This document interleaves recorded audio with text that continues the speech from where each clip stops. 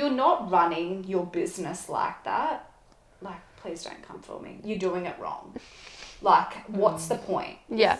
If you don't we made the business to be able to work around parents. And that's why I wanted to hire parents, because I'm like, well, when I first graduated as a naturopath, there were no options to not work the certain hours. All face-to-face, all like, you got to do this time and this time. This is the days you need to work. And there was no clocking around the kids. And I didn't want that. And I was like, I'll just start my own thing. And I think the other thing is they're just not wired like us. And sometimes we're really, really hard on them, because it's like, why can't you think like me? Well, because for 90% of their day, they're not thinking about being a parent. They're at work. Yeah. So that's where their whole mind is fixated as well. And I think that's something that I've even had to learn in a really secure and loving relationship. Welcome back to Balance Things Uncut, where we talk about health, wellness, and everything in between. Welcome back to another week of our podcast. We have got our guest speaker, Tahlia, here from Zion.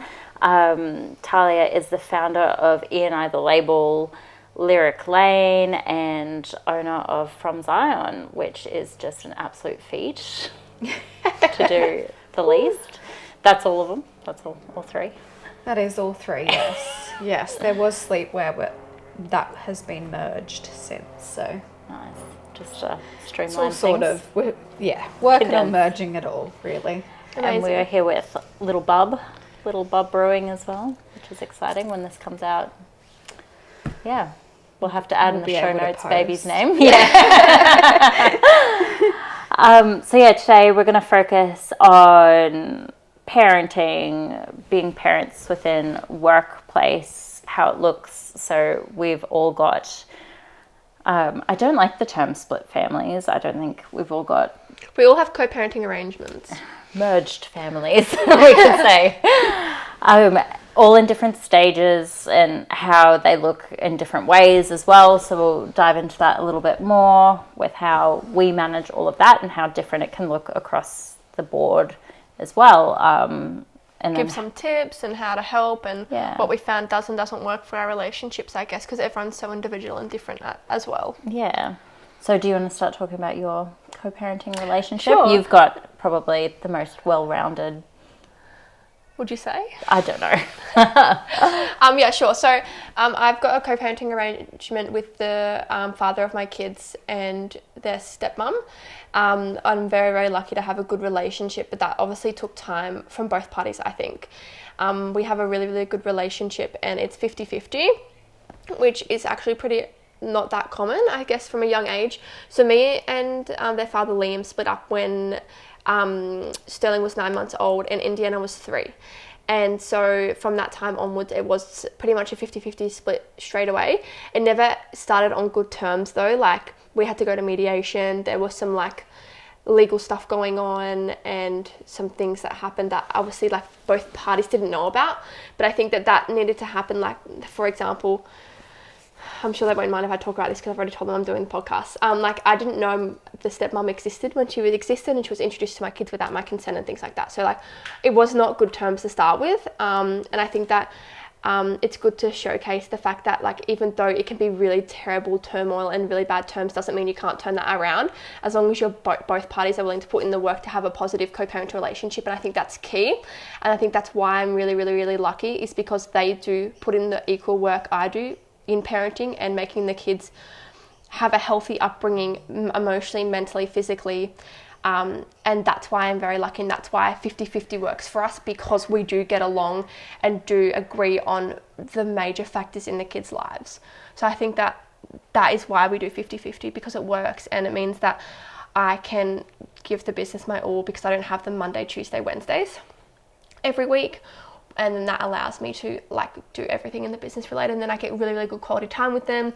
And also I like 50-50 in the fact that it makes me value their time more. So like when I used to have them at home with me every day and he would work and we were together, I wasn't valuing my time with them, if that makes sense. I wasn't putting an effort to like go out to do swimming, go out to the playground, making sure we're making the most of our days.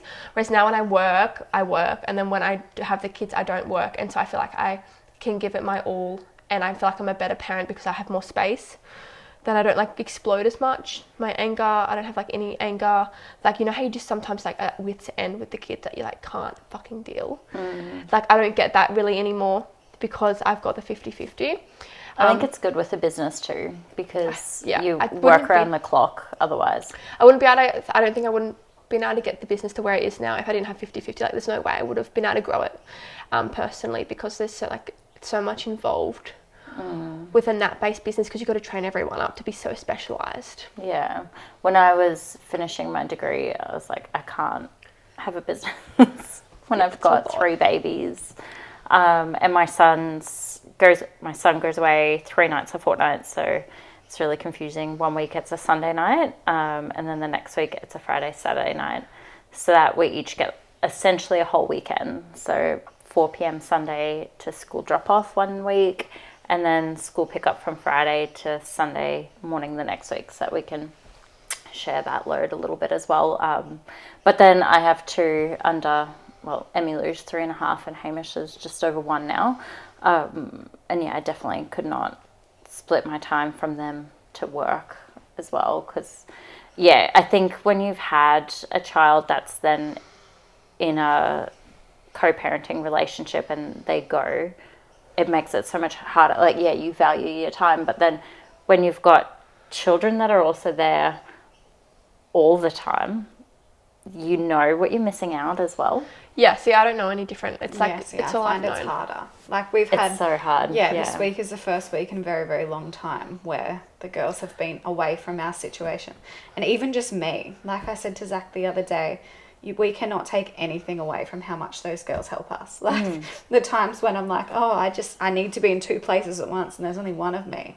That's where so awesome. Sometimes, you know, Evie is like a replicated version of me. Because she's 13, and sometimes, yeah, you're like, that I really, really would like that help. Can you just make some breakfast for everybody? Ooh, it's been hard. Even just like the warehouse stuff, because obviously I'm so pregnant now, and I would be like, would you mind just packing this for me? And like at the beginning of the week, I had like tons of orders, and I was like, this is all me. Because you do, yeah, you're solo. This whole week is all me.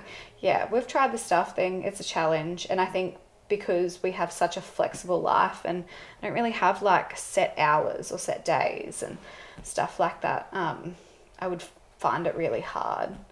But yeah, the time is definitely going to come where somebody else needs to step in. But then I feel like that's my daughter as well. Like, she does. She takes it all in her stride.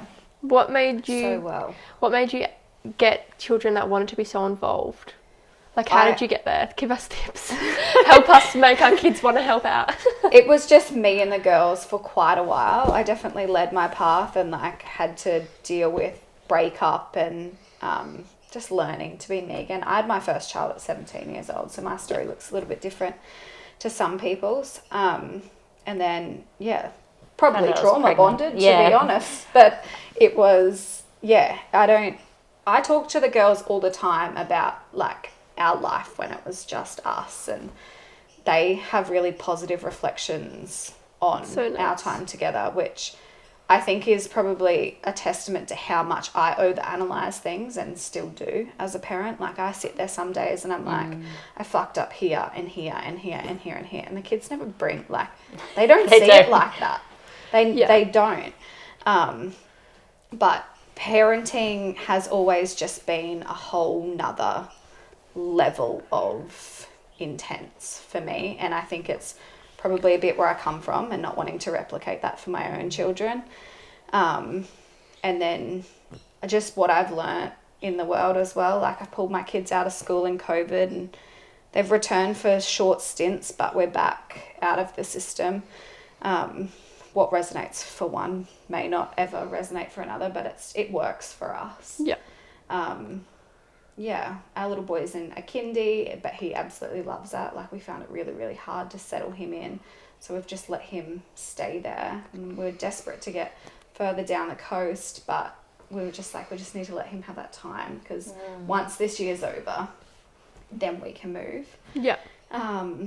But like, as for the girls, that's where the question was. As for the girls, I think just connection as well. Like, I talk my kids through things that other people probably think kids don't have a right to know or don't need to know. You're just very open with them as well. Yeah, but not like intrusively open. And sometimes I know that I say things and I'm like, I don't know if I should have said that. Like, I'm really Yeah, sorry. I don't I've know done if that was too adult to project onto you. But like family issues, friendship issues, I'm open with stuff about like all of that with my kids, because I just think sheltering little parts, although that we might be like, oh, we don't need to share that. If they have that moment in their life and they're like, they know how to deal with it better as well. Like, fuck, mum had this when she, like, I remember mum speaking to us about that. It gives them that space, that open conversation then for them to come out. Yeah. When they're I older think as well. Everything that happens in our life has been made to feel normal for them as well. Like, we've had babies at home, we've tried homeschooling, we've tried schools. Like, they definitely don't live like I don't even know what the word is, you know, like general family. Yeah. But they're good at change because you've been through so many different things that they're like elastic as such, because like the perseverance that's been taught. Resilience. But like, I had this conversation with my girlfriend the other day where I was like, I think our generation, like, you know, the 90s has been, it's like, kids are resilient, they'll be right. They're fucking not. Like, they are, don't get me wrong, but they need us. And I think for us, it was like, they're resilient, they'll be fine. But we're trying to work on like, they're resilient, but they still need support. They still need the foundations. Understanding. Like, otherwise they're going to end up with all these different attachments when they get older. Correct. And my son has really intense emotions. Very, very intense emotions. And 100% get to the point where I'm like, just walk away from me. And I'm like, that's not going to help him. No. And I know, like, I think that's probably what we would have been told. I can imagine that being said to my brother. I don't think I was quite the same as he was. And I'm like, no, like, that's me. I can't cope right now. He's not coping, but now I'm showing him that I can't cope either. So they're just like the little scenarios that I sit with myself at night time. But you know, that fuck up then makes me think about it the next time. Yeah. Like, and then you can work on it. Yeah. I've been here. Yeah. I feel like I've said quite adult things to Archie as well, but then I was thinking, oh gosh, at the start of the week, because I was the first one in my family that had gone through a separation. Yeah. Like, my parents are still together.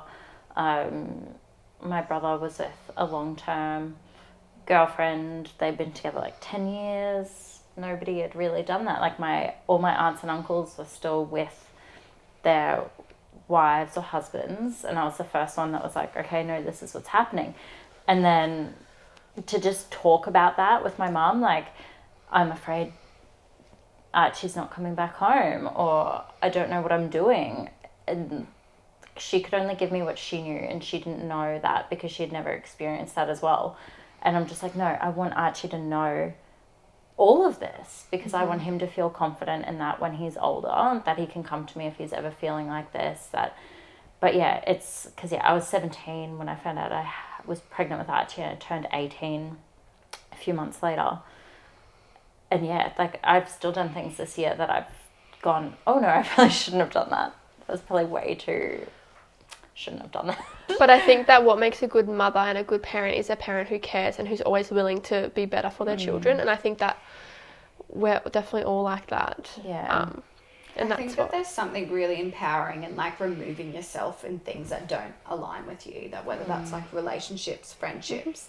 Like, I think for probably lots of generations before us, they're not healthy marriages. A lot of them won't be healthy marriages. There's a lot of marriages, but it doesn't mean that that's the best thing for the children as well, because they're seeing and exposed to that. I think we've got to a point where we just know, like, okay, this isn't serving us. Yeah. Like, doesn't mean that person's bad. It doesn't mean we're bad. It doesn't mean that there's anything wrong with anybody. But together, it doesn't work. Yeah. Archie will still react to my husband, to Zach, and just like push those boundaries still. And we've been together like 8-9 years, and he'll still push those boundaries. And he had a photo of his dad and I hanging up in his bedroom. Oh my god. That my ex-grandmother-in-law gave him. How is that like? What were you guys doing in the photo? Like hugging? Yes. and it's still in the room. Oh, that would be so and triggering for Zach. It's so bad, and it's triggering for me as well because every time it's in a different spot that you walk past. He's revisiting. So you just know he's like looking at it, and then it's hanging up. And then he wrote in a journal, and I did the really bad parent thing of going to go see what was in, because I was like, he showed it to me and then hid it. And he was just like, oh, I've got this in here. And I was just like, oh, okay. It's like he wants you to know, and he wants you to go and read it. So I went and had a look, and it was just like, I wish that they were still together. And I'm like, we split up when you were like, before you don't know what it was like. You don't even remember. He goes, wait till you see how it was. Yeah. He goes, oh, remember when my cot was here? And I was like, sis, we moved in here when you were like nearly 3. You were not in a cot. But if you remember your cot being here, I'm glad. Like, at our family home now.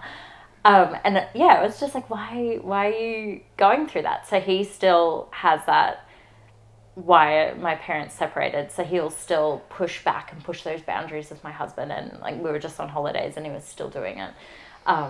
But then it's like, okay, he's really stepped into that role of being a step parent, and he was taking him fishing and doing all of that. And Archie's dad recognizes that he's the one that's there a lot of the time as well. So he's always like, if Archie's playing up and I need that, when you just need like a parent support, that's not the co-parent at that time, I can call him up and be like, look, he's overreacting in these, can you talk to him to just get him to respect my husband again? So he'll call up and be like, look, you live under his roof. Like, probably a lot more harsh than I'd ever attack anything.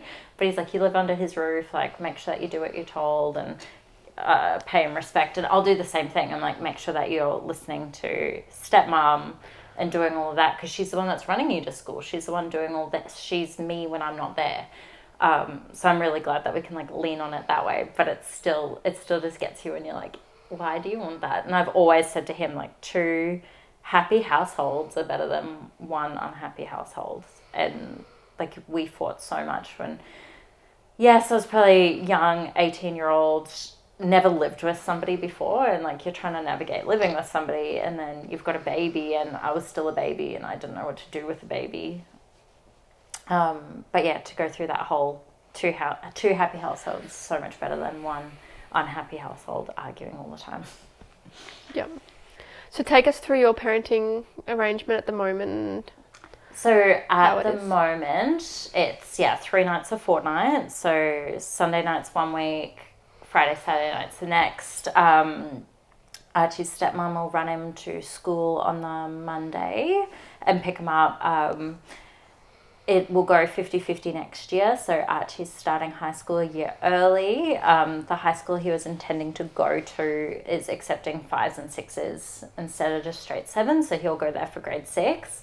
It was the high school that his dad went to. My mum and my brother work there as well, and it was like a really good, we both agreed on that school, so it's a little bit further out of the way for me.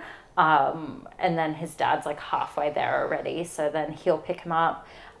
His dad's got a stepson as well with Archie's stepmom, and the boys are, I think they're like 11 months different, so he's in the grade below. So then those 2 boys will end up being at the same school.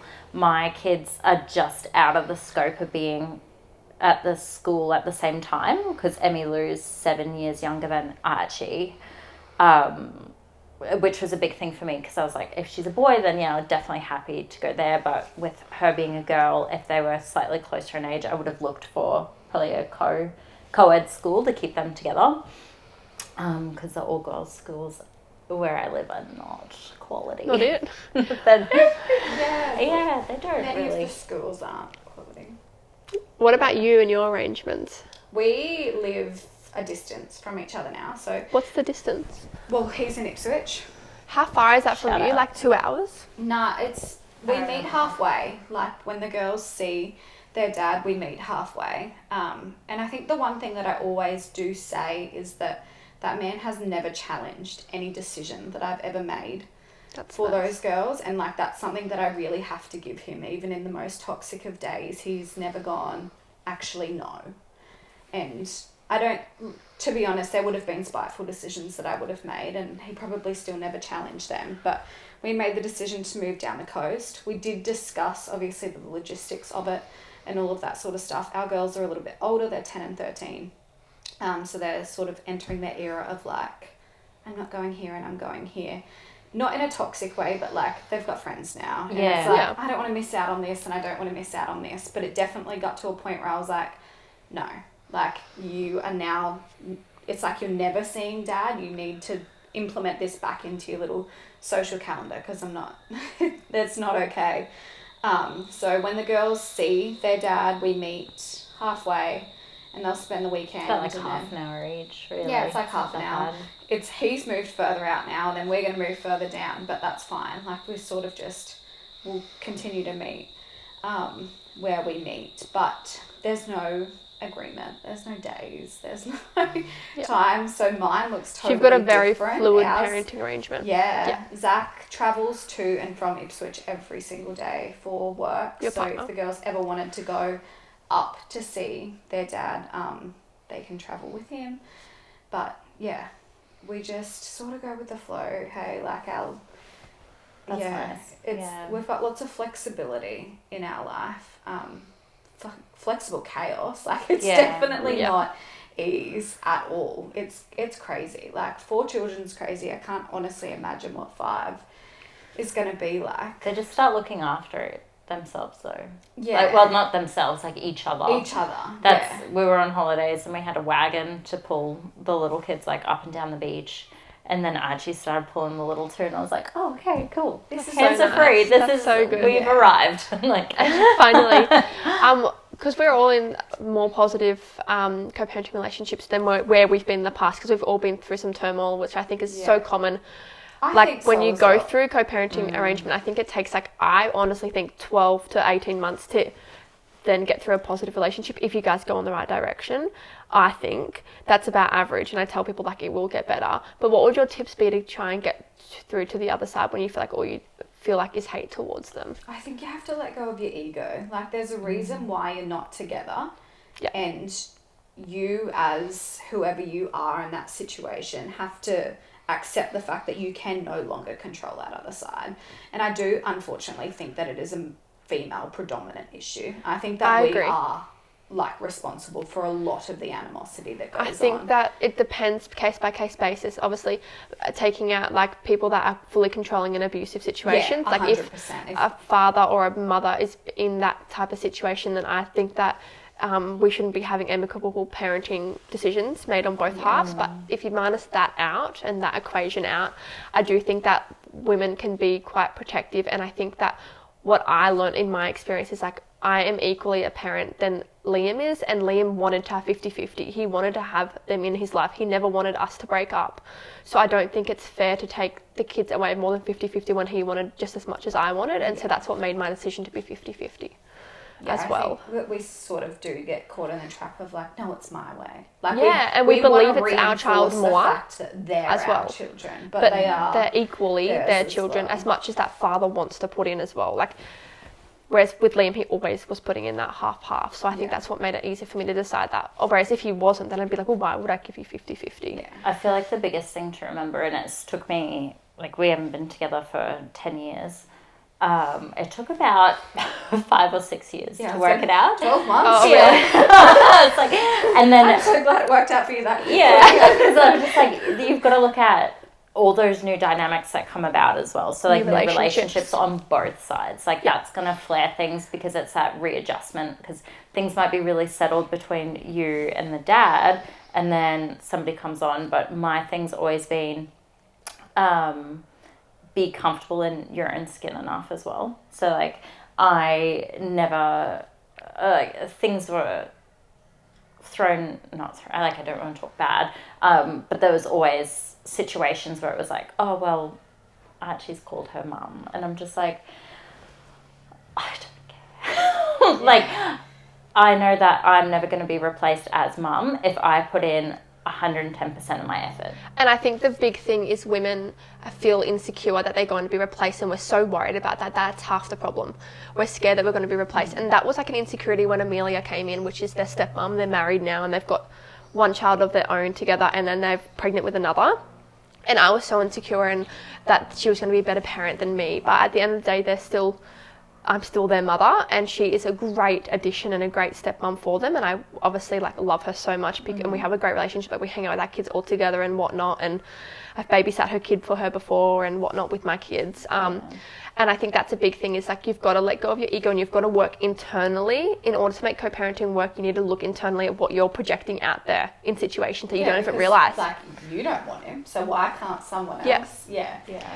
And the kids as well, like we're always worried that someone is going to be better than us as a mum. So when you let go of that fear as well, it allows you to be better at co-parenting, I think. And when we split, in my head I was like, okay, because like there was a lot of reasons. A huge one that I felt back then was that needs weren't being met equally.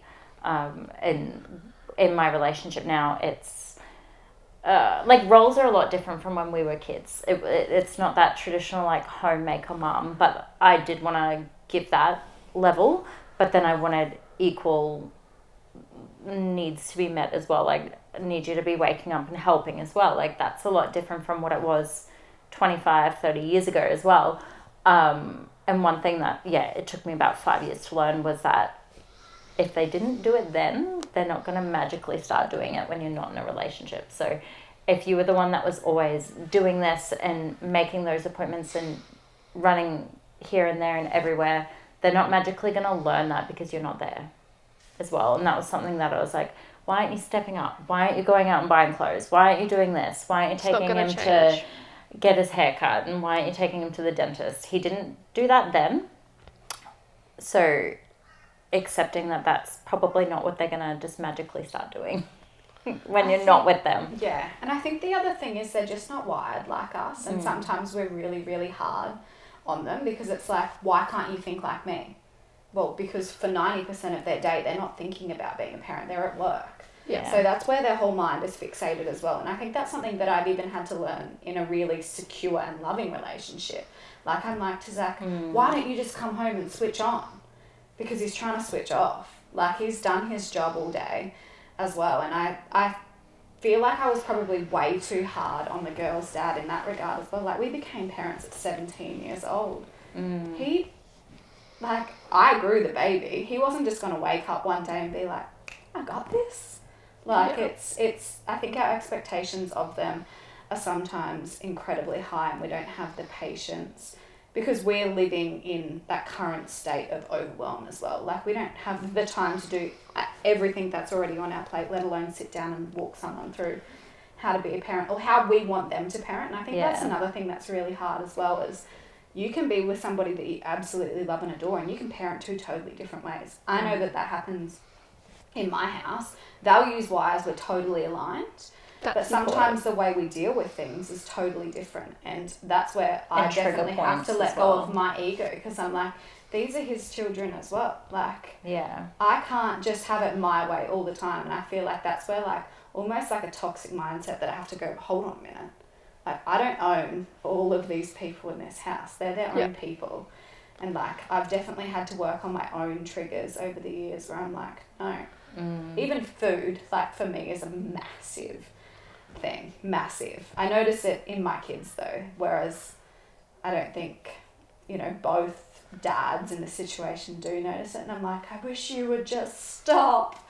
And I'm like, I just have to, they're being fed. Like, he's doing the bare minimum, and here I am, like, how dare you? Like, just little things that you're like, they are wide. Is it actually really affecting anyone as much as what's internally affecting me? Probably not. Why do we always complain at them? Like, we're never happy. I'm never happy. Never satisfied. Not never happy or never satisfied, but like, you always want to nitpick. Here and just want to go home and be like, I love you so much. Like, but you always, I don't know why nitpicking is such a thing for women, but it's not like we're not happy, but we're just like always picking something to improve on. But then if we watched another woman do it to somebody, like, we would be like, the fuck does she think she is? Like, we're the worst. We're a shit breed.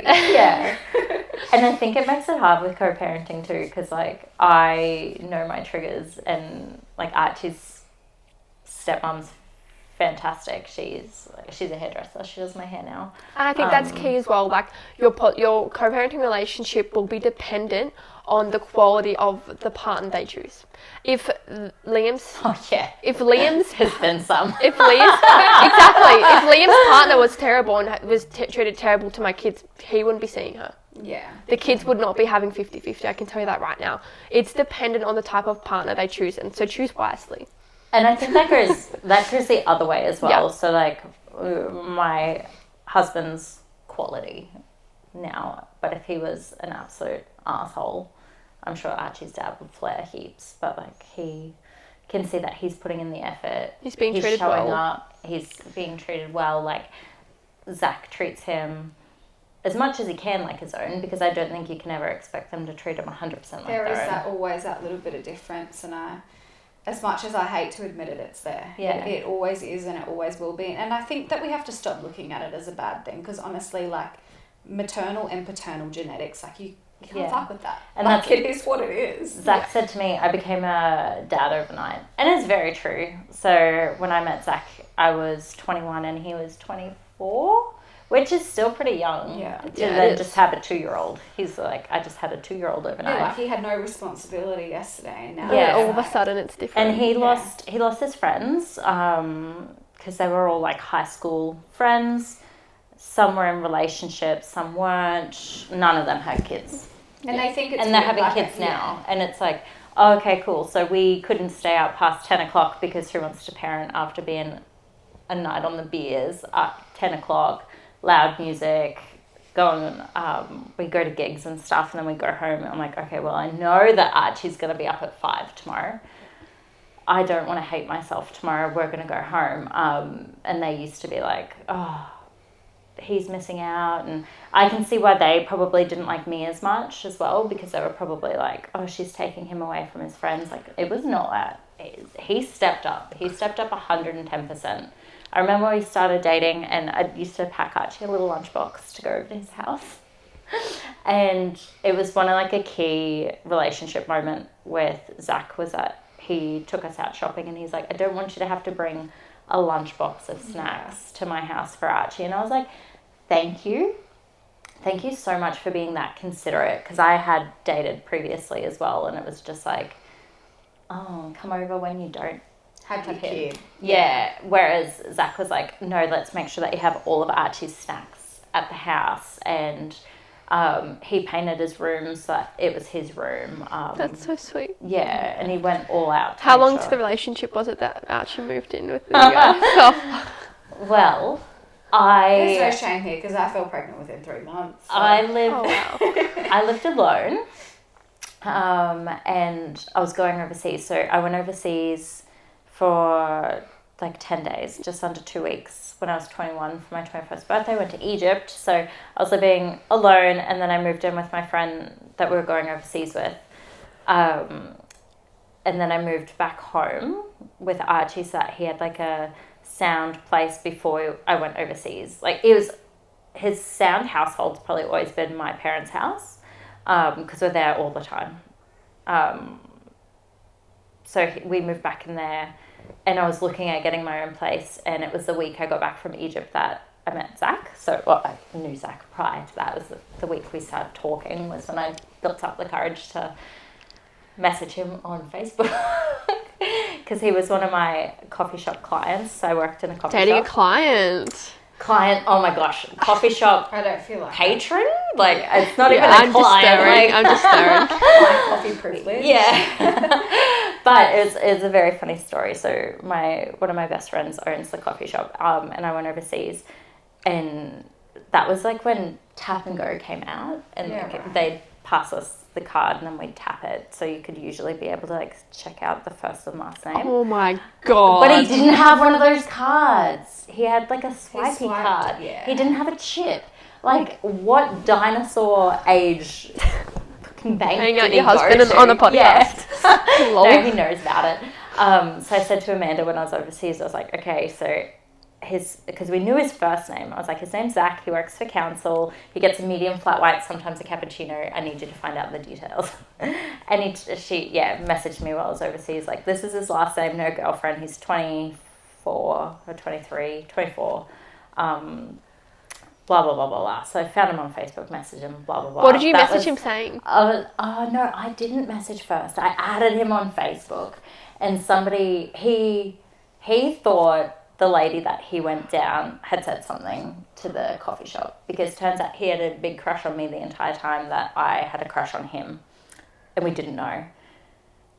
So he thought that Di had said something to us, and she didn't. So I just randomly added him, and I got home from Egypt that day, like 2 a.m, and I worked the next day.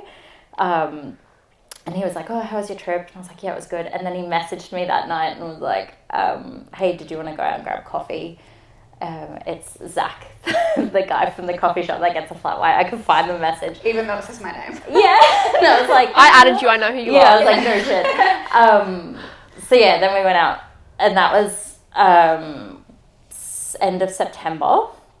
And we moved in officially in February, but I stopped going home kind of around December.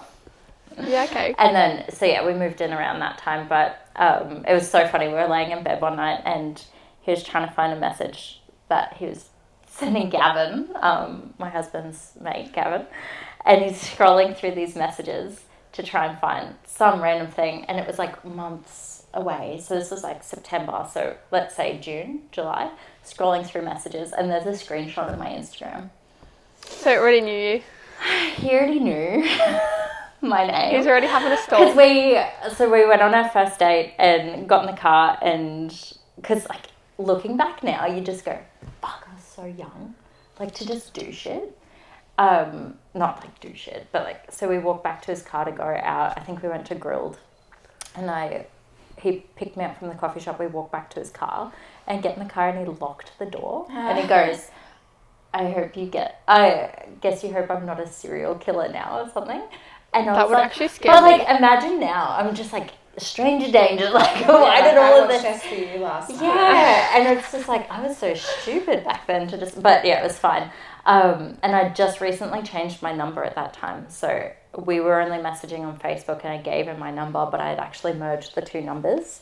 And he came to pick me up from my house a week later, and he texted me, and I heard his car rock up, so I went outside.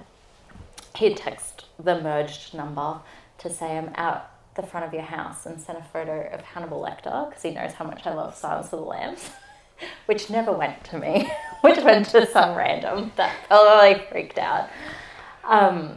But yeah, so he had known, on our first date, I was like, okay, so yeah, like I have a kid, like break the ice. Like, yeah, get it over and done with. And he goes, oh, do you? Oh yeah, that's cool. And I was like, so you actually knew the whole time that I had a child? He already knew because he had already screenshotted it. Yeah. That's so good though, that he already had prepared himself, he didn't even care. Yeah, That's such a nice feeling. So his mum was had two kids to a different dad as well, so it was a very similar situation, and it made it a lot easier. Yeah, for sure. She has been like a great mother-in-law as well, because that's like, they'll look at, like some mums will look at their sons and go, oh, I don't want that for them, like that's so chaotic. Literally. Whereas so like Zach's dad met his mum when he was 21 and took on two kids as well, so it's a very similar situation. Made it really easy to like lean on different things, because friendship groups changing and all of that, it was very, very different. And like hats off to Zach, because he did lose a lot of his friends. So what would you say? So like that triggers me. I'm like, that's fucked. Yes, Not good one. Yeah. What would you say would be your tips for like essentially two things? First being moving in a son to a different house, and doing that positively, not impacting the other party, the other parent. How do you go about that situation? And how would you do it positively? For everyone out there. That was a very, very stressful time. And like reflecting back on that now, I could see and understand why that was stressful as well from the other party. Like imagine... Men are very hell-bent on needing to can be a bit that protective other as well. person is going to be around for the rest of their lives. Yeah. Like, I think that's something that we constantly revisited, and that's probably at some fault of my own, but I always said, like, how am I meant to figure out if something's going to work with somebody if I don't introduce my kids. Like, there is a fine and that's line, the don't problem get me I've wrong. had too. Like, You can't know, like, I've had a couple partners before my current partner after Liam, yeah. and you need to see what and that's the problem, like, you don't want to introduce your kids and expose them too much, because then if it doesn't work out, it's not great. I think that there's like a respectful line where like you're not all over each other. Like there's a way to of course, and you can do it in a friendship way as well, which is what I did. That is one thing that I've like seen repeatedly in my own situation, is like that reassurance that you can't give them, because they can't give it in return either, that this person's going to stick around for the rest of their lives. And honestly, time is the only thing that I introduced Archie really soon, because I was like, end of the day, if he doesn't vibe. And you've got them all the time, like, so there's no time to establish a relationship that you're excited about. You want to be with this person as well. It's hard. And my previous relationship was come over when you don't have him. Yeah. I don't want to like do any kind of family things. And when he did, it was very weird. It was just, I think long term, I knew that was never going to work out. Whereas, I remember saying to Zach, which I'm just like trauma triggered by saying it, if you guys don't get on, then that's it. No, but seriously. Way to just set up. If they're not going to be like, how do you? Yeah. Like, it's... And they met, so like we would go out on a date, and because I lived at home with my parents, so it was quite easy then. So like, bless you. Thank you. Archie would stay at home with my parents, and then we'd come back and we watch a couple of episodes of Paw Patrol, and it was just very like gentle like that. And because Zach owned his house, so we rocked up to Zach's house once. He was like, come over for dinner. So we went over for dinner, and Finding Dory had just come out. So like they had like Dory ice blocks, and it's such a thing. So we had Dory ice blocks in the freezer, and Archie rocked up, and it was like he had been there before. Yeah. And he just walked in, just let himself in the house, popped up on the couch, and was just, you could just tell he was sound at that house. And Zach was completely different.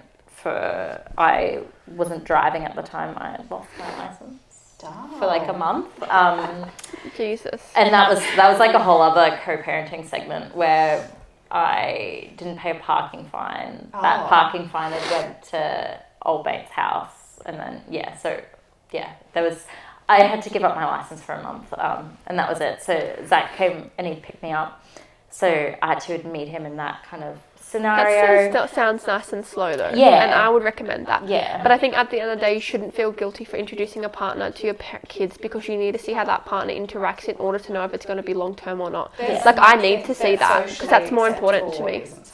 Yeah, exactly. Like, I agree with walked the path that everyone was like, that's going to be a fucking disaster. Like, it happened quickly. We didn't want to be apart. Having two houses made no sense. That's where we were. I was like, why do I get older than me? So we discussed kids quickly, because my daughter was already 5. Like, there was lots of things for us, and now I'm like, that's my person, and if it doesn't work with him, it's not going to work with anybody. I can hand on my heart say that. So I'm like, and back then I can only imagine those people probably sat around a table and spoke about us like, these people are off their fucking head, like, it's never gonna work, it's happened too quickly, look at them, they're just jumping into it. I know, I've done that to people, and I was like, but we did that really quickly as well. But it just, two houses didn't work. I was living at home with my parents, but I wanted my own space, and why get a rental for 6 months? I think sometimes it drives insecurities, and there's like shit that we don't speak about as females. Like, you don't want to be apart from the person that you're seeing. You've got insecurities, they've got insecurities, and I think that sometimes that can just really heighten everything as well. Like, I know that I did and he did, so we're almost like being toxic towards each other because we both just wanted to be together, and then when that wasn't happening, it was like, what are you doing? Because I'm still overcoming shit that I've been through. Like, we had to do a lot of growing together, which is probably the only thing that we did notice from getting together quickly. Because how long have you guys been together? Must be like 7 or 8 years now. Yep. Yeah. But yeah, like, it was a whirlwind first 12 months. Like, I still think we were working on insecurities and triggers when I was pregnant with Lyric. Like, there was lots of things, and it didn't make it a bad relationship. It just meant we both come from really shitty places, but we were both prepared to put in the work to get to exactly where we wanted to be. Yeah. And I could have thrown in the towel plenty of times. literally remember thinking, fuck this. Like, I'm done proving myself that I'm not, you know, these other people and these problems. Yeah. But I think when you know that the good outweighs the bad, like, you do just hang on. And there's a huge Endorphins. trauma response to having a child young as well. Massive. And just, like, I still had to work through stuff when I had Emmy Lou, because it was like, okay, well, this didn't work out last time. And I had to work through, like, birth trauma and then sharing that with a new partner. Like, this is the birth trauma that I experienced last time. And I know that it has nothing to do with you, but I'm still highly triggered by it. And, like, that's a whole other ball game as well. Yeah, I still feel like right now I'm 5 kids in, and I think this will be the first pregnancy where I'll probably be proud of sticking to the boundaries that I know I'm going to implicate for myself. Like, I even remember with Loki, I was so strong, but it was like, when you get to that pressure point where it's like, well, when can we come over? And I'm like, I don't want people in my space, but I'm like, whenever. And I'm like, I knew I couldn't, and I knew I didn't want to. Like, I had people come over and, you know, my baby's screaming for me, and they're, no, let me do it. And I'm like, I fucking can't let you do it. Like, my whole body is There's screaming. a pile of washing over there, though, if you'd My like to whole do body that. is screaming at me right now for you to hand my baby back, and you're not handing my baby back. And, like, I know that that's where this time I'm like, I don't want visitors. I have 5 other people in my house as well that this is their new normal. And they have to get used to this. Yeah, and that's what I said to Zach the other day. We were driving, and I was like, Lyric is probably the one that constantly stands out for us because he has really big emotions. And I noticed such a change in his behaviour when other people are around. And I said, we're going to rob him of every bit of joy of this baby if we just allow people into his space constantly while he's getting to know. Because he's so excited. Yeah. Like, he is so excited. He talks to me every day, how many days? And I'm like, it doesn't really work like that. Like, when my we're body not a part of the says system, buddy. It's not going to be any more than this many days. But, like, like, he's really excited for it, and he doesn't want everybody that really doesn't show up for us any other time, to be perfectly honest, in his space while he enjoys, and I don't want it either. So it's easy for me. But yeah. How exciting. How are you feeling about everything? Will this be your last? This is definitely my last. This was a massive surprise, and I struggled because I love my job. I really do.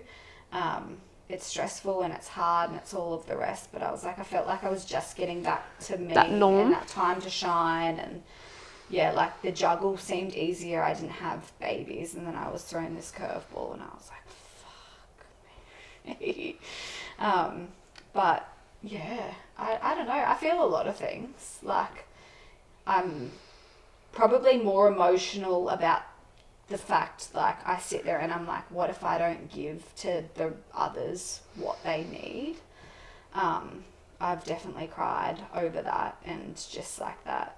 Yeah, for me, it's not a matter of, like, how everyone's going to go together. It's how it takes away, or how, if I don't show up for somebody that's needing something. I mean, the work thing for me is a bit of a no-brainer. I'm just like, it has to work, and if it doesn't work, then I'll figure it out. Like, yeah, and we always do as business owners.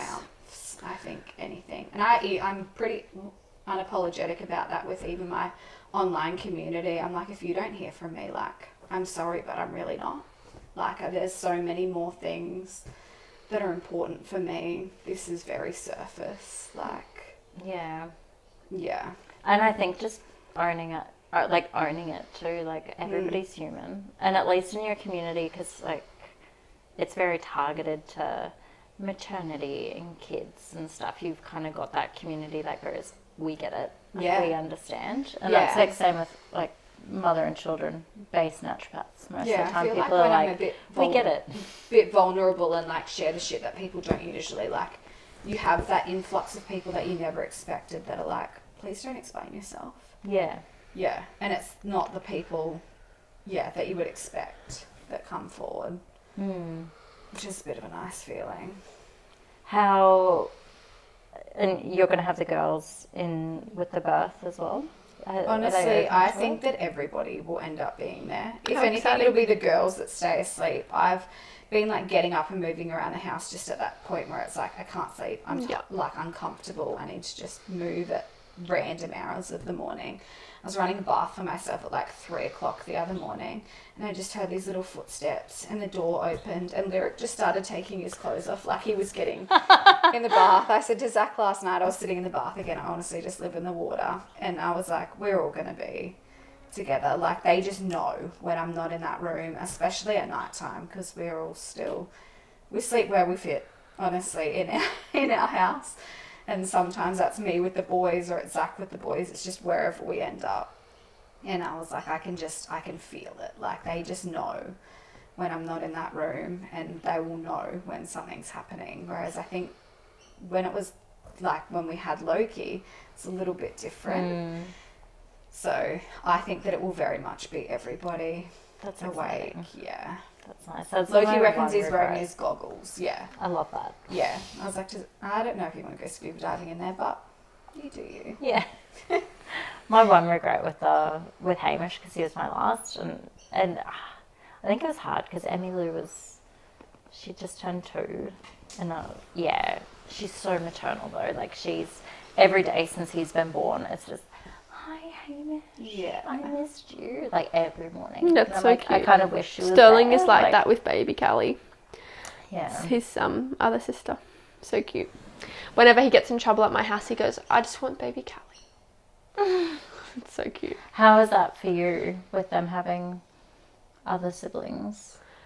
I think that it's probably more difficult for Liam and Amelia because they feel for Callie when the kids aren't around. You take them away, that's definitely... That's how I felt with Emmy. I was like, we need to have Hamish. Yeah, and so that's why they're having the other baby. Got Loki, and he will still sob. Like, he cried the whole night before the girls went to their dad's, and I was just like, oh man. Yeah. Emmylou still cries. It's shattering, isn't it? It's nice because you've created that bond, and that bond is there. It's, but it's hard. But I think it's good for my kids as well. Like, they appreciate when they come back home because there's peace and there's quiet, and they've got their own rooms here and they've got space.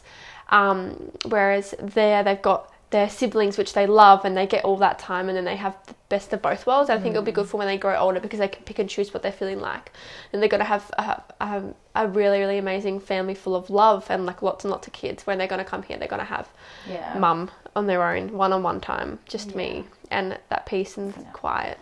Not for now, forever. That's Emmylou gets on really well with Archie's.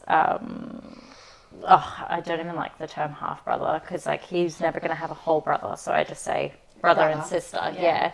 So his brother Frankie and Emmylou are 6 months apart, and they will fight like brother and sister when they play together. And it's so funny because I was holding Hamish the other day, and Archie, who is in my eyes an exact copy of his dad, but in his stepmom's eyes is an exact copy of me. And I was holding Hamish, and Frankie's just like, Archie, to Hamish, and I'm like, he's just Zach, like I don't. But he obviously understood the dynamics a little bit, and it was like, no, this is your, like, I don't even know what that is when they're like, like, this is your kind of half brother, I suppose, like a quarter brother, I don't know. And it was just, it's chaos. But they all get on really well, the little kids. And Archie doesn't have to go. It's quite nice that they've got a 3-year-old, we've got a 3-year-old, and then a baby. So he will go there for like reprieve sometimes. And we've got like that rhythm and routine, but we got back from holidays and Archie's like, can I go to my dad's? I was like, yeah, that's cool, but we're doing this tonight. So he might go there for a little bit extra this time because he didn't go there over the weekend. And we've still got that flexibility Which as ends well. up kind of being like that when they're a bit older. Going into business more with you, how would you say that, I think we kind of talked about this a little bit before. I can't remember if it was before or after we started filming because we were chatting for a bit. But how do you feel like you run the business with the kids, and how do you work around that? Because for me, I run the business when the kids aren't around, and if things are really, really important, I'll honestly put a TV show on or say go jump outside while I go on phone calls or do something I need to do. but I don't have like that workload when the kids are there. But obviously you do. So take us Especially through, with the boys. how do you make that work, and like how do you prioritize what's important? I've been doing this for 10 years. So that's probably like honestly one of the biggest things. I think I've gone through every different version of myself as a parent with my kids as well. I'm not massive on social media anymore. I think if anything, I probably share things randomly and it looks like it's prepared rather than actually sit down and have some strategic plan. Maybe I could kill it if I had a strategic plan. I don't know. The boys just follow me around. Our warehouse is like a 10 by 10 shed on our block. Is it near your house? It's probably not even the measurement. Zach will watch this and be fucking beside himself. It's 12 by 12. Why'd you undersell it? Yeah, it's 9 by 4.5. But it's a massive shed on our block. So they toddle down afterwards. Sometimes they'll ask to help. Sometimes they'll open the shed that's beside my shed and play with a motorbike. Like, it would look very not what people expect. And it probably is what I should show, but I don't have time. Like, I don't have time to follow my kids around with my phone. And sometimes I feel like it's invasive.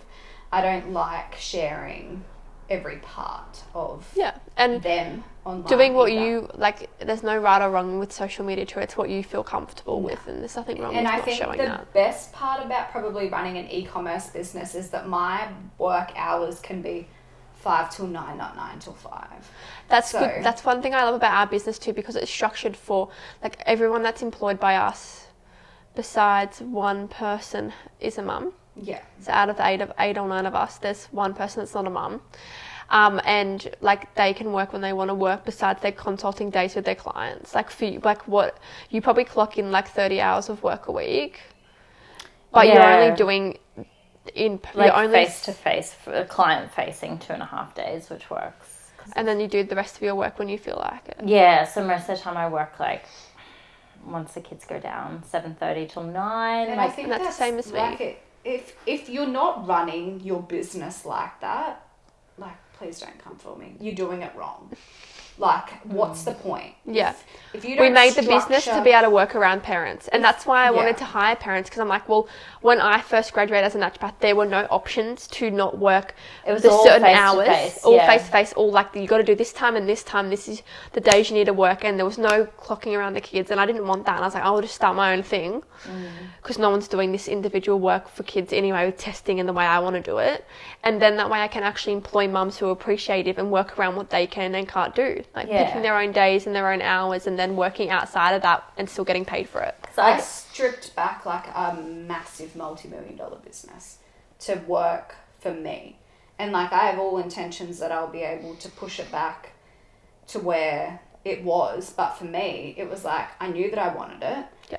I did everything that we possibly could to secure it. And it's been a headache and heartbreak and everything all in one. But it was so important that I got it back to a point where it was manageable for me. And I've sort of been unapologetic about that online, where I say, like, I'm not sure if you're understanding that, like, we've changed hands and it's gone from a team to one person. Yeah. So like, if that doesn't align for you, by all means, please don't purchase from us.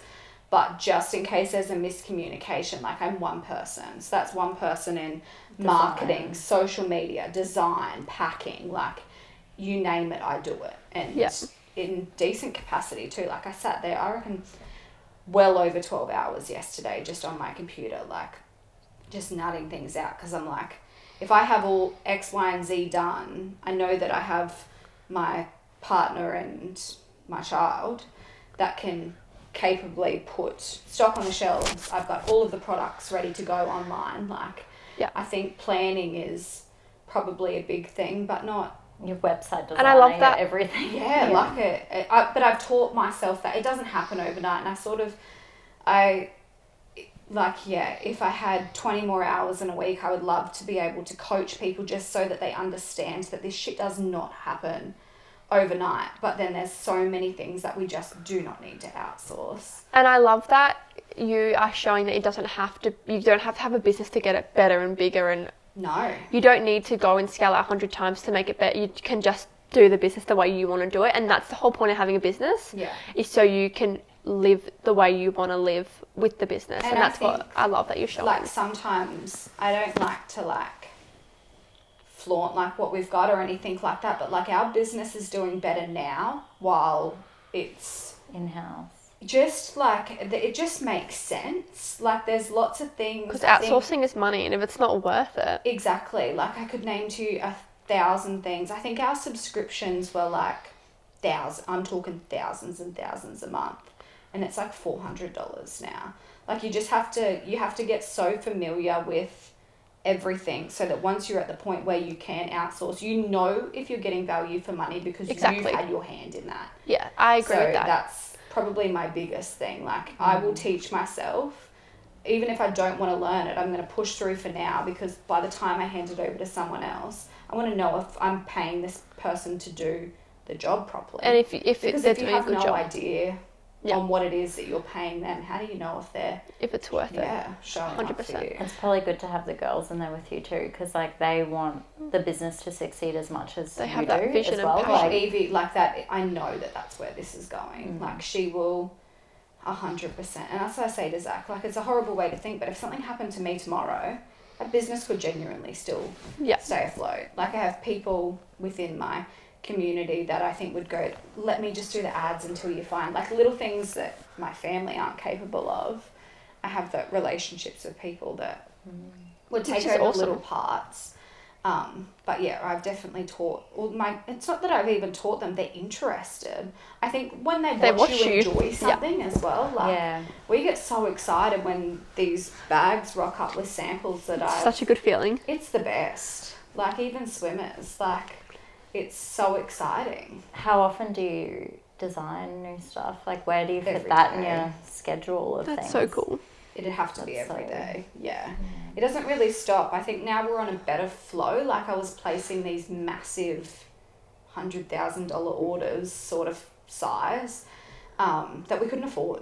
Like, the economy absolutely killed us. Yeah. And I was like, I just don't know any way out in this. And then in my head, I was like, well, they're just so used to like these big drops and it just looks like a big stage production. Like, for the whole week, you know, social media's on show, and From Zion's it. Like, everybody's hanging, watching all of this new stuff that's coming.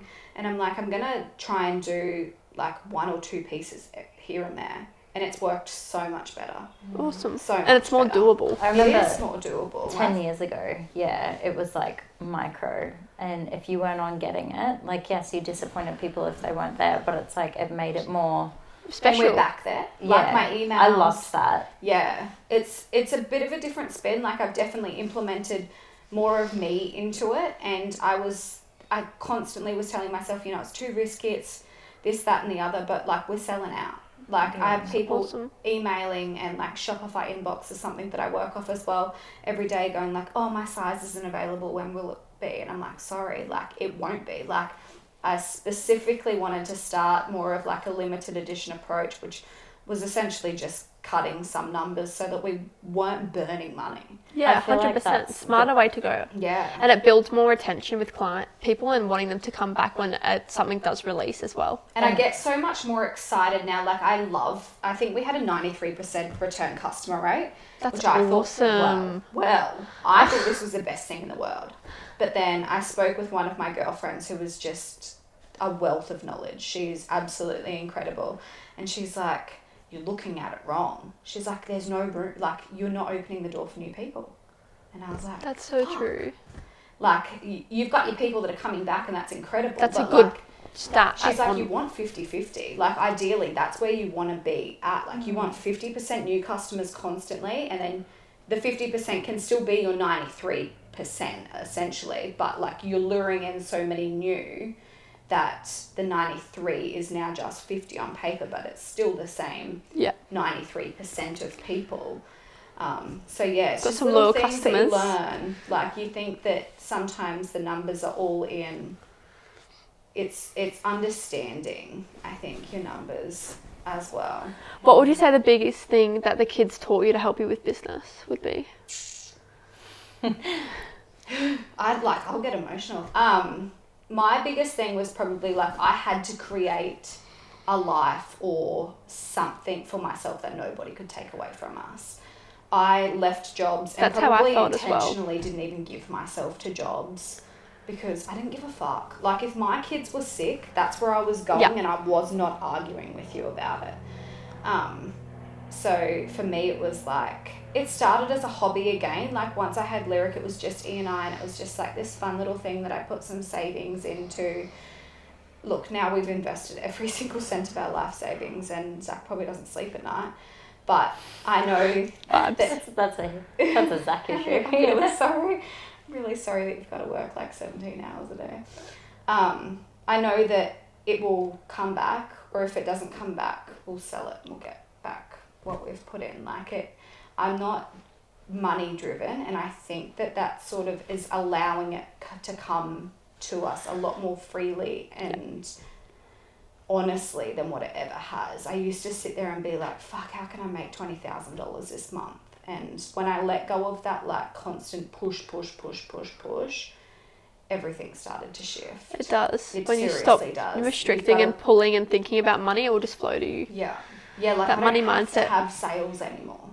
Like I have older stock which I've just tried to intentionally move online, but like the stuff that I've tried to implement since I changed the way I think about it, I have to have a sale for it because I've got like 4 things left. Yeah. So yeah, I think it's just constantly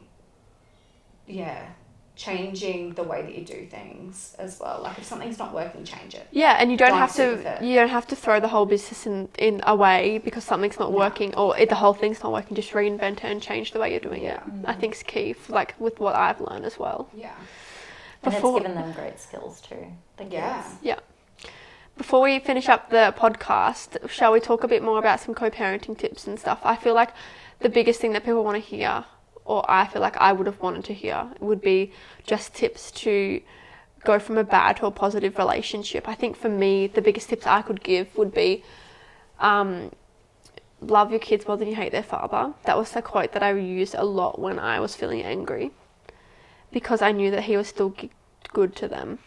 And so I had to love my kids more than them, because sometimes you will use your kids, like I found that I was using my kids as a source of manipulation to start with. So I think that's definitely a key. I've never heard that, but that's so powerful. I think, that's such a thing. And some other things. That hit home. Did it? So I think that prepare me next time. So yeah, that's something that I like honestly got me through some tough times. And like another thing is like when they're being really, really mean, you don't have to be mean back. You can take time away. You don't need to reply straight away. No, you don't have to be angry back. Don't give back. Don't feed into that energy. Don't stoop that low. I was the one that was pushing that energy out for sure, and I had to pull back. And if I was feeling angry about a situation, it's not the end of the world. It may feel like it at that moment, but take an hour to reply when you're actually feeling cool, because you're going to make the whole situation worse. You're going to make the parenting situation worse. The kids are going to see that. They're going to see the way that you are speaking to each other if you don't control it. And also another big thing that I hate is when parents talk badly about the partners in front of the kids as well, or let them see that. So I think that's a big thing. Is so strong. That's something that I don't want Archie to ever know the bad that's happened, and I will, like, within reason. Like, if it's really bad, I want him to know, but not now. I don't think it will affect him the same as what it would if you guys didn't have that level of respect now. Yeah. I think that will almost show him that, like, it was shit, but it can get better. Yeah, and that's, like I was saying earlier, horrible statistics about how X amount of marriages end in divorce, and it's a really bad thing to think, and I don't want to like preempt it for Archie's future or any of my kids' future relationships, but I want them to know that if their relationship ends in a separation or a split, that there's hope, that it doesn't have to be negative. Like, I've got 3 kids, I can't pull the stats out of my head, but at least like 50% of marriages, I'd say, end in, so at least one of my kids potentially will end in divorce. And I want them to go like, okay, no, mum managed it this way, and I really, like, it never affected anybody And I really want them to know that that can happen. I don't want them to have to go, cool, I'm getting married, who do I tell first? Or I can only have one of them here. Or, but like in birth suite, I really want such and such and such and such there. Like, I want them to just be open and not have to worry about like my ego and where that is with things. I want them to be open enough. So I put in everything so that they can see that, because I don't have a model to model that off of. Like, I don't have a bad parenting experience where like I only saw my dad half the time. Like, he did work away half the time when I grew up, so I can't but it wasn't like a split family, so I don't really have somebody to model that off of. So I've had to take pieces of different things that I've seen growing up. Like, they went there half the time, how did that feel? And then like with your girls, I don't want Archie to get to 16 and be like, oh, I'm going out with my friends here, here, and here, and here, and then his dad not get to see him half the time, because then that's not fair. So yeah, like, I'll put everything into that to make sure that he can have that flexibility and not have to pick and choose. And that's as much work, like, that's me working on it. And I have never asked his dad to meet at that level, but the relationship that we have now, he definitely would as well. Yeah, definitely. And I think the other thing that I wanted to say is your co-parenting relationship will be better when you stop trying to control them and the situations. Like, Yeah, when I I think pulled that- back that control and just let it be, I got more. The more you give and the more you allow them to be the parents that they want to be, the better parent they're going to be, and the better the relationship's going to be when you're not trying to push what you want down their throats. Yeah, I think that sometimes we have to accept that, like, we don't have it all sorted either. Like, there is help for any which side, and if you feel like it's the other person that's so detrimental and you don't have the skills to cope, like, seek help instead of challenging them, because you could very well be the problem. Yeah. As hard as that You is always to think sort of that hear, they're like, the problem, but yeah. when you reflect. Yeah, and I think I still listen to people, like, sort of speak about their ex and stuff, and I'm like, I'd love to counsel you, but it's not my job. And, like, I really just wish that you would go and get the help that you need, because it's not in reels and it's not in memes and it's not just on social media. Like, you can read something that resonates with you and that makes you sit and think about the way that you are and the way that you are acting for a certain period of time. It's never going to give you the tools to actually implement strategies into your life that change the way that you are doing things. And there is so much help out there now. There is lots of help out there, and it might take 10 goes. That's the other thing. Like, it's, you know. Yeah, like, we don't have formal parenting orders in place. No. We've tried no. mediation 2 or 3 times. Neither have we. No. And I think we come to a blow one time, and it was honestly ego. Like, I look there now and I'm like, fuck me, I couldn't even imagine us both in a courtroom. Like, that was honestly just 2 people that were so fucking angry at each other that were literally about to put each other through the ringer. Yeah. For no reason. Yeah. Yeah. Absolutely no reason. Like, you're both fighting for children, You and just if you just look at it that you both love them. It's like an ego thing. Like, you just want to be told by someone else that you're right. Yeah. And they're wrong. And I think that at the end of the day, it's important to remember that even though you could feel like you want to, like, you could feel really, really angry with the other party, but that doesn't mean it's going to be like that in 2 years. You've got to remember that things do change, but you need to learn to, like, get better with that situation. It's up to you to change the situation too. It's not just up to them what they need to do. Yeah, what about like, what you can do? What is making you so angry might not even make someone else angry. So for me, that is like, why is this triggering me so much? Like, what is it in me that I need to work on? Yeah. Yeah, I definitely resonate with that. I think that's really powerful. Work on yourself. It is a but thing, seriously, though, because seriously, you when you're at peace with yourself, you get to that point where you're like, okay, that I don't actually agree with that, but I'm not going to challenge it because I'm secure in my own beliefs now. Whereas I used to be so insecure in every single aspect of my life that I'd be like, no, like, you're not allowed to have that opinion. Because it does, like, that's not my opinion. Look how far we've come as we approach. Are you 30 already? Yes. Yeah. As we enter our 30s, we become so much more mature. How crazy is that? I feel like people said that. And for me, I pray to God that my parents don't watch this, but, like, they still are not at a point where either of them could like agree to disagree. Like I had to break that cycle for my kids because I was like, You don't have to always agree on everything, and that's okay. no, I don't even agree on everything with my partner now. Same. but it's normal. That's, Yeah. You're not And going it's to ever totally find Physically, anyone okay. like it's that. totally different human. Yeah. Like, yeah, it is what it is. Yeah. Is there anything else you guys would like to add in at all with our podcast before we wrap it up? No, just, yeah. And if you need help regulating yourself and your emotions, Withania, passion flower. Just bring it back into magnesium, psychologist, mediation. Just throwing out those keywords. Well, thank you so much for joining us on this week's health journey. May your health be natural and your days be balanced. And we'll see you in a fortnight. Thank you. See you then.